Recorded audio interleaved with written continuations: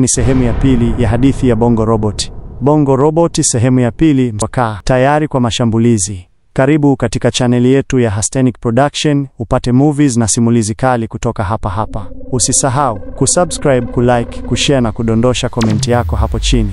Tuanze ikiwa kitu kinaitwa Bongo Robot. Mwanga wa neon uliangaza ndani ya maabara ya siri, ambapo Inspector Juma Mwinyi, sasa akiitwa Bongo Robot, alikuwa amekaa kimya akitazama mikono yake mipya ya chuma. Hisia za ubinadamu bado zilikuwepo, lakini mwili wake ulikuwa wa mashine. Dr. Asha Malik alimsogelea taratibu, akibonyeza kifaa cha kidigitali kilichokuwa mkononi mwake. Skrini ndogo ilionyesha data za mwili wa Juma. Mapigo yake ya moyo yalikuwa thabiti, mfumo wake wa neva ulikuwa umeunganishwa na kompyuta yenye akili ya bandia. Aya, umejiandaa kwa hatua inayofuata? Dr. Asha aliuliza huku akimwangalia kwa macho makali. Juma hakujibu mara moja. Alijihisi tofauti, hakuchoka, hakuhisi maumivu, lakini ndani kabisa ya akili yake alihisi kuna kitu hakiko sawa. Nataka kuwasaka Black Scorpions, alijibu hatimaye, sauti yake ikiwa nzito na ya chuma. Dr. Asha alitabasamu kwa uchungu. Nilijua utasema hivyo, lakini kwanza ni lazima ujifunze kutumia mwili wako mpya. Bongo Robot alipelekwa kwenye ukumbi mkubwa wa mafunzo uliojaa mifumo ya kisasa ya mazoezi. Kulikuwa na roboti za majaribio, vitengo vya silaha za kisasa na uwanja wa mazoezi wa kijeshi. Majaribio ya kwanza yalikuwa rahisi kupima nguvu zake mpya. Kwa mshangao wake, aliweza kuinua gari zima kwa mkono mmoja bila shida. Alikimbia kwa kasi ya ajabu, zaidi ya binadamu yoyote. Mfumo wake wa macho ulimruhusu kuona kupitia giza totoro, kutambua joto la miili na hata kuchanganua data ya silaha kwa sekunde chache tu.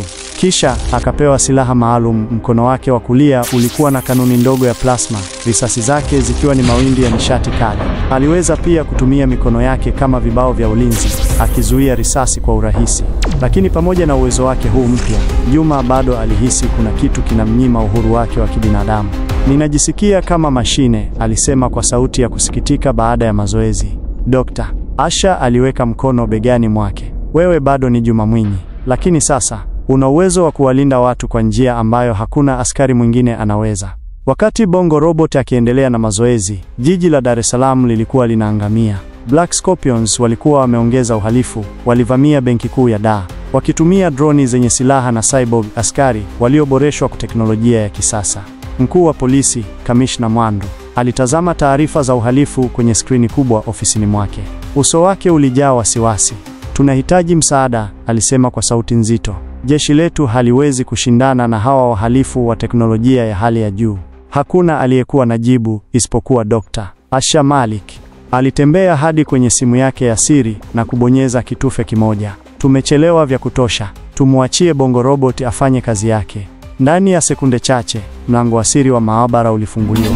Bongo Robot alisimama mbele ya kikosi cha polisi waliokuwa wamevalia mavazi ya kisasa ya kivita. Ni wakati wa kupambana, alisema kwa sauti nzito yenye mamlaka.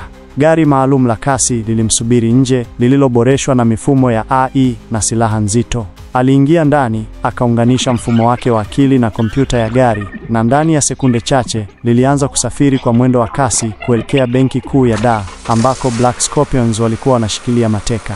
Ndani ya gari, macho yake yaliwaka kwa rangi nyekundu.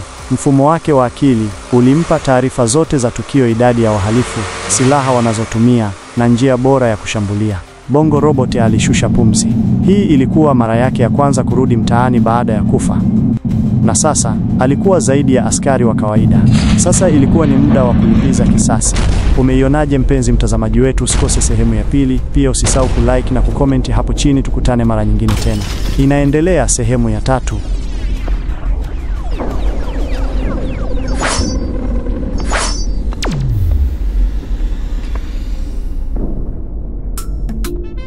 Bongo Robot tokomeza uhalifu, shambulio wa uhalifu kwa mwanadeshi kwanza wa Kitanzania. Robot kutoka ubinadamu kupata roboti. Usikose kufuatilia hapa Hastenic Production.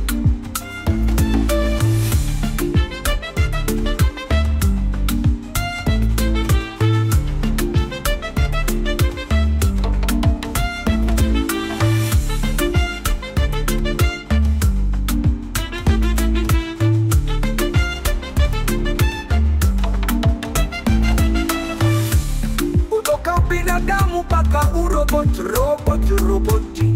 Usikose kufuatilia hapa Arsenic Production.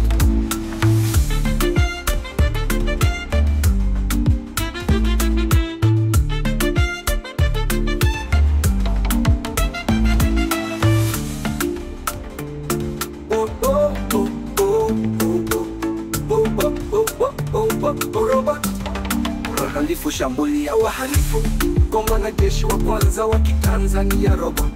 Kutoka binadamu mpaka roboti.